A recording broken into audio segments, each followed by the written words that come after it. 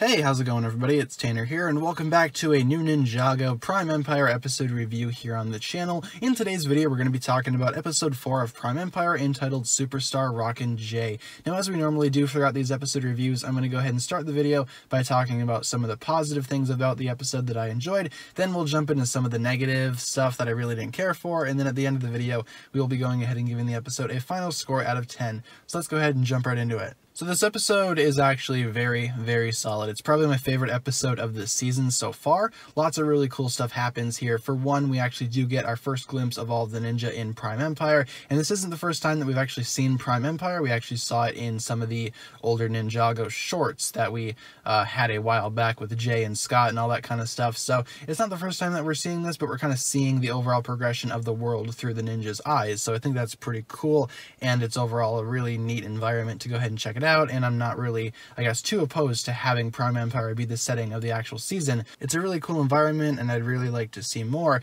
And the exposition in this episode is obviously there, but it's done through the ninja's actions and not so much, you know, somebody telling the ninja these things like it was the last episode. The ninja actually do stuff that has consequences, and, you know, they kind of learn from that, which is really cool. That the exposition is given through actions rather than dialogue, so that's pretty cool. And Scott is in this episode as well, and he's a really cool character. He's not really too, I guess, dumbed down from what he probably should be. He actually knows what he's doing, and it's kind of refreshing to have a Ninjago character like that. He's not a clutch powers. He's an actual competent character for once, which is pretty cool to see. And something else that's cool about this episode are we actually do get an explanation of the avatars. So we do have several people showing up in this episode disguised in J avatars, and they're obviously not J. There's some type of weird cult that Jay kind of created throughout his time in Prime Empire, which I think is pretty funny. We do see the real Jay in this episode towards the end, and he is in his avatar as well. But overall, it was really cool to see all these different versions of Jay all together. I did a separate video on this concept because I think it's a really cool idea.